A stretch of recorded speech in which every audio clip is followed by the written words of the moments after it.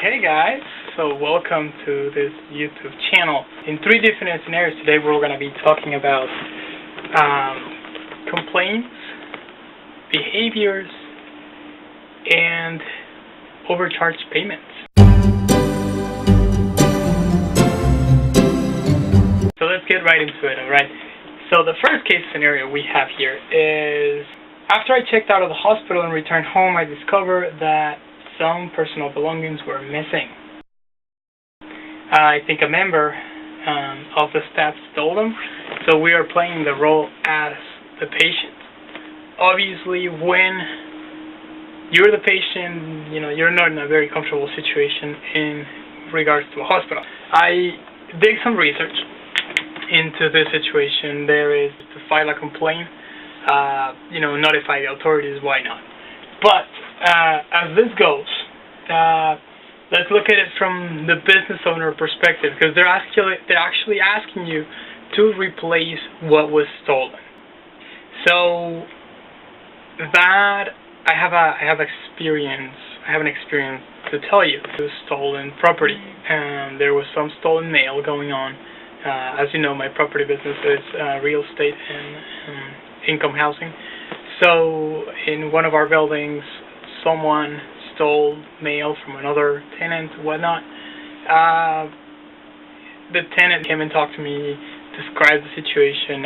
We already had issues with the tenant and whatnot. With the tenant that did the felony. Anyway, in the case of a hospital, you really have to notify the authorities. That's the procedure. Everything has to be laid down on your employee manual. Obviously, in this case, it's a cut and dry. If it's a felony, it's gonna come down to termination of the employee. Same thing happened with the tenant that we had in one of our properties. The ultimate result of her behavior was to be evicted. So in this response, obviously you have to, have witnesses to see what was stolen, when was it stolen, if at all it was stolen. Some instances do happen that you misplace things and then you feel like, oh my god, something happened. But general just 3 points: notify the authorities, have a witness, and obviously have as much of documentation as you can. And ultimately, from the employer's side, it is unfortunate, but because stealing is considered a felony, you really have to terminate your employee, because you really don't want the bad reputation of somebody's action to follow up your company's name. As a business owner, we always try to work with the employee. We always try to work with the customer as well to meet their needs and eventually give that 360 degrees satisfaction. Alright then, well, let's give a little bit more lighted news in this one. So for our second case, it is really objective. Here's why. Today, my expense account payment for my form, your expense reimbursement was not the same because you got overcharged. Now, overcharging situations, whether it's a restaurant, whether it's a hotel, whether it's a gas station, anything that involves business notes or business payable accounts really depends on a case-to-case basis. An example: our company provides, the newest addition to the company was cleaning supplies and cleaning personnel to do your in-house cleaning and whatnot. So our difference from all the cleaning services out there is that we go to the customer's house, and the customer's house fills up a questionnaire similar to the one I'm holding in my hand. So this questionnaire includes several products that we normally use, and we do carpets, we do tiles, we do upholstery, doesn't matter, and we do it to the customer's specification. So let's say somebody wants all natural, all organic products, Then we have a list of organic products that we use, obviously built into the price. So what we do is we budget. If it's organic, it's going to cost this much. If it's free branding, it's going to cost this much. And if it's you want a mix of both, then you customize up to the list, and then you elaborate like a final budget. This is only for the material that we purchase for the homeowner. Why? Gonna be very specific. The reason why we have this model in cleaning services is because we don't want to have the cleaning specialist. We don't want them to lose time going and buying and going to the groceries and maybe forgetting and whatnot. You start your task, and we give you, and I don't have it here with me, but we give you one of these, so one of the containers, and I'll show them in a minute, full of your rags, your bleach, whatever, cleaning solutions, cleaning supplies, whatnot. That is going to stay at the owner's house. That is going to stay at the client's house. Whenever there is a low on any supply, you as my employee, you're going to go ahead and write it down, send it to us in an email, in a text, whatever, and then we're going to go ahead and access the customer's account to put it down there and refill the materials as needed. When you overcharge something, I have receipts for everything that we buy, and you have to have them. You have to have your receipts, you have to have your proof that, hey, you go to a website, right, and the service room or the room price is $200, and then you didn't touch any of the mini bars, you didn't watch on demand, you didn't do any of the extra added to it. Alright, so when you don't do extras, you're supposed to, at the end of your stay, because the contract says this much price, normally it's like, I don't know, depending on the hotel, but generally speaking for a week, you can end up paying $200, $300, depending on where you're staying. Some hotels go for $100 a night. It really depends. Or like Super 8 can go all the way cheap as maybe what do you want to say, $9 a night, $8 a night, something or other. So if you do 9 times, I'm going to stay a week, 9 times 5, you get your price average. And I didn't use any of the attachments, any of the extras on the room. That invoice that you get at the end is going to be your receipt. Everything that you did and everything you got charged for individually listed. So at the end you can say, okay, this is where. Now remember, the case mentions really important detail of the hotel made a mistake to reimburse you. So it was not your fault and you really didn't use extras. So in that said, you are going to go to the hotel, talk to them on the phone, grab an email, print out actually scan your invoice, send it on an email, and say, hey, this is what I agreed, this is how much is the difference, I don't understand why. Or call them by phone and be like, hey, I stay this for a week, from here to this day, this is how much the contract was supposed to be, $200, and I'm getting a charge of $350. I want to know why. If they discover it's a mistake, mistakes happen. I mean, we're human, right? A recent research that I actually did, a hotel in New York got sued for overcharging. They were deliberately doing the overcharge. The bottom line is what they did to solve this, or have the hotel solve this, and I think this is a very reasonable, logical explanation, is to file a complaint with the Attorney General. Every place has an Attorney General, has a jurisdiction, whatnot. You need to find those out. You need to go and file a lawsuit. After that, the Attorney General will contact the hotel, will ask for a deep investigation on all their record. So, how do you deal with this? Unfortunately, since you're already paid, you're just going to have to wait until the process is done and finish and complete it legally, and then go ahead and they'll fix you, they'll get your reimbursement. It can take weeks, it can take months, and it can take years, just depending on what the size of the hotel is, how much influx they have, and actually how prestigious the hotel is. Normally, the most prestigious hotels, they do things really quick. because they don't want, again, you're ruining a reputation of a hotel or of a person or of a business that is really prestigious. An example, the Hiltons, okay, is not gonna hold you back for a couple days just to kind of get greedy. The Hiltons and the Hamptons, I'm not gonna do that. But if you go to, again, the Super 8 or any of the motel on the side of the road, highway speaking, close to the airport, they're going to go ahead and give you the runaround. Unfortunately, that is because they don't have too much reputation to hold. Now, to wrap this up, so obviously you have your proof.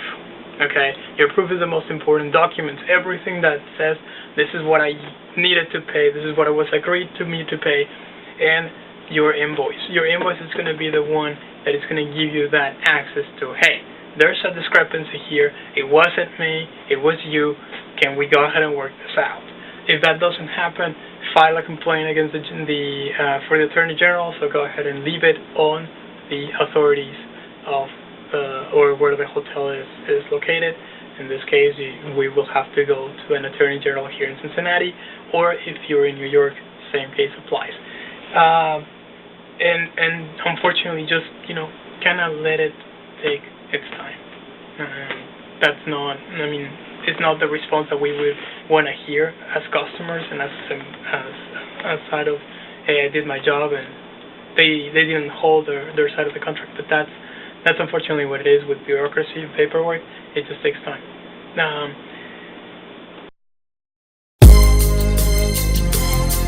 Okay, well that was interesting. Let's finish this up. This one, the last one's really hard. I'm gonna explain why. I actually have it right here, just outlined. Cause I had to really do some research, not because I don't know how to treat a person, but that's the thing, when you talk to a person, how do you direct yourself towards the person?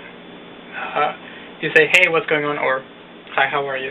It's all on how you address a person. Now, when you're dealing with something like attitude, okay, and I'm gonna read the case to you so you can go ahead and see what we're talking about here, or what we're talking about in the next couple lines. So it says, one of your waitress was very rude to my wife, who had lunch at your cafe yesterday. What should have been a pleasant lunch with friends was ruined by the young man's attitude. Alright? So, attitude. We're not going to waste time on defining attitude, because attitude is just how somebody else is perceived and the way of action. That is general. Now, is it really easy to determine if somebody has a really bad attitude? Some people say yes, some people say no. It depends on if you really make it show like, oh God, I really don't want to do this, or yay, I'm talking to you, I'm excited, I want to make you. That's attitude. But what about, God forbid, you have something a little bit more difficult to express. Maybe you're depressed. Maybe you got evicted from your home, whichever it might be. Maybe somebody died. Somebody that wasn't your mom or your dad, but somebody close that you were close to. So those kind of situations are the dark, gray situations that it's like, yes, you're not going to put a happy smile, in the customer's eyes. You don't want to be an asshole. You don't want to be difficult to the customer. But because you have, your own human mind life situation, it is going to happen. Simple and really quick story. So let's just go ahead and get to it, and for that we're going to go ahead and actually go to one of my places that actually I do need to do some research. Cold start in the morning. Situation and traffic. So with this person though,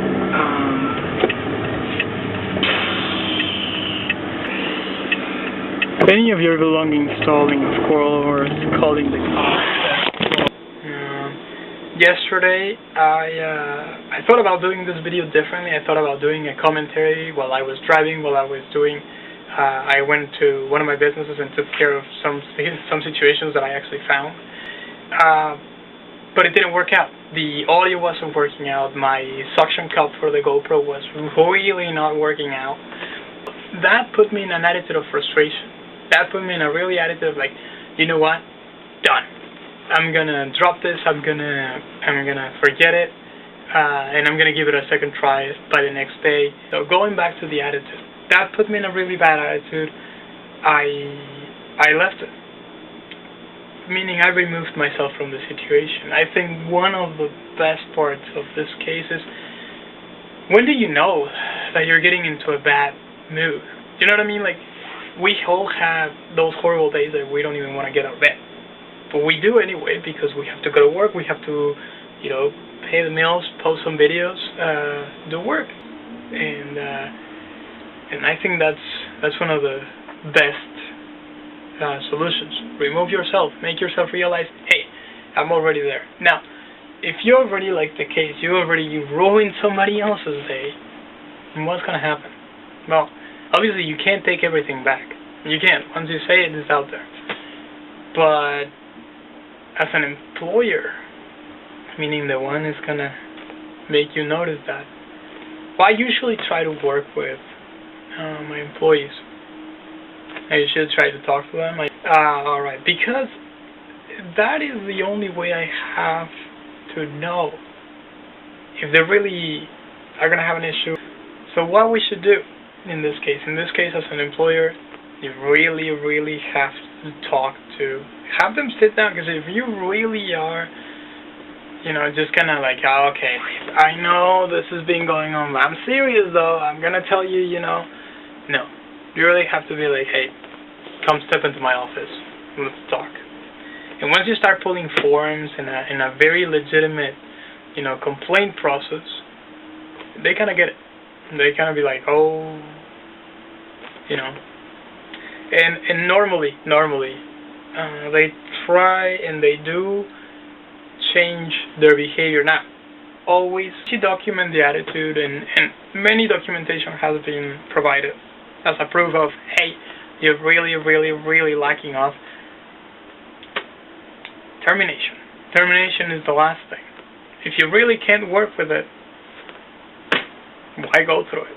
And again, it's all about business reputation. You don't want one employee demonstrating bad habits, bad attitude, anything that falls that damages your brand. Because eventually it's not the employee that is going to take the fall. As a business owner, manager, and whatnot, it's you who's going to take the fall. You're responsible for what your business does and operates with. So, I know it's not what I would like to hear or say, but it's cultural. Anyway, this is all for our business meeting today, our business ventures cases, in how to manage attitudes and situations in the workplace. Please don't forget to subscribe. My name is Carly. Don't forget to like, subscribe this video.